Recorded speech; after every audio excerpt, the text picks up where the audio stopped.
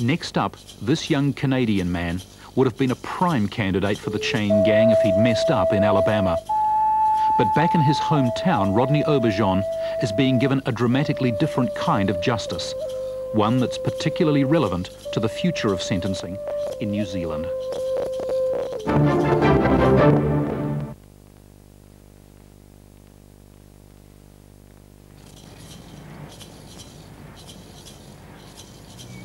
In winter, the Canadian province of Saskatchewan is freezingly inhospitable for months on end.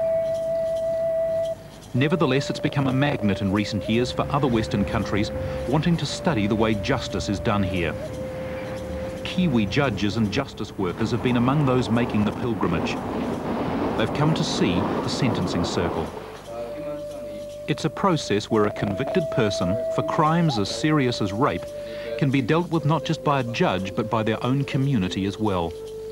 It's a process with its roots in Indian culture, and many defendants opting for a sentencing circle are Indians. And I think we all would be hear from you.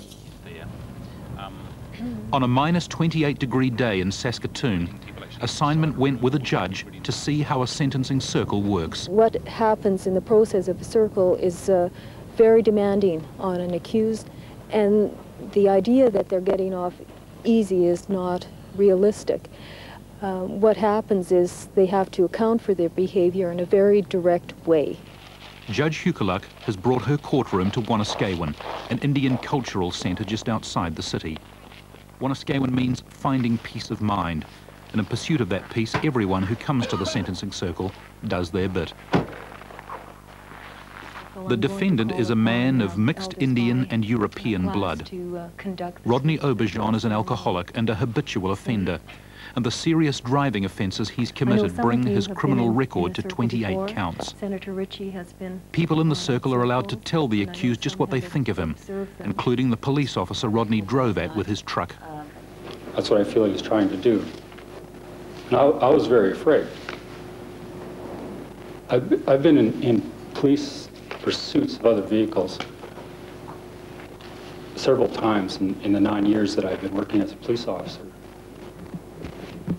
And I've never in any incident yet, other than this one with Rodney, had someone do that to me.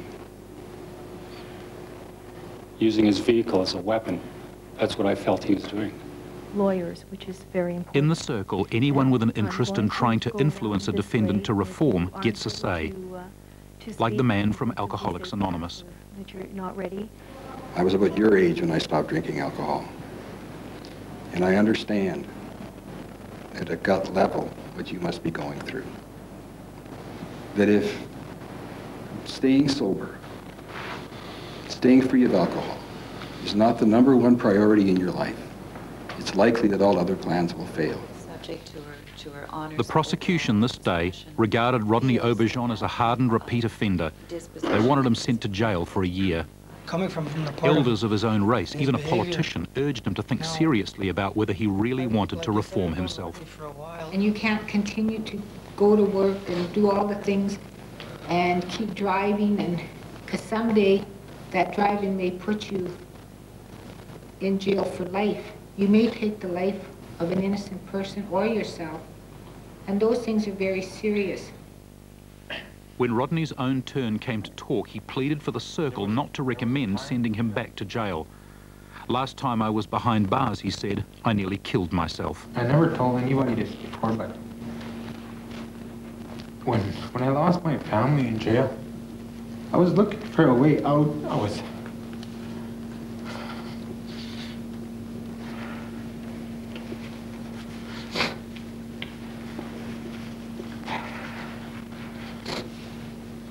And my way out was suicide. As the day wore on, Rodney Auberjonois' own family and friends came up with a suggested sentence. A variety of penalties, which did not include jail, but did provide for close support and accountability. The judge agreed. A sentence of jail would probably ensure that you were in jail again. It would not solve the problem, and the public would not be protected. And I am prepared to take the calculated risk and follow the recommendation of the family and circle with respect to sentencing. The consensus of the day was that a genuine attempt at reform was better than the blunt instrument of more jail time.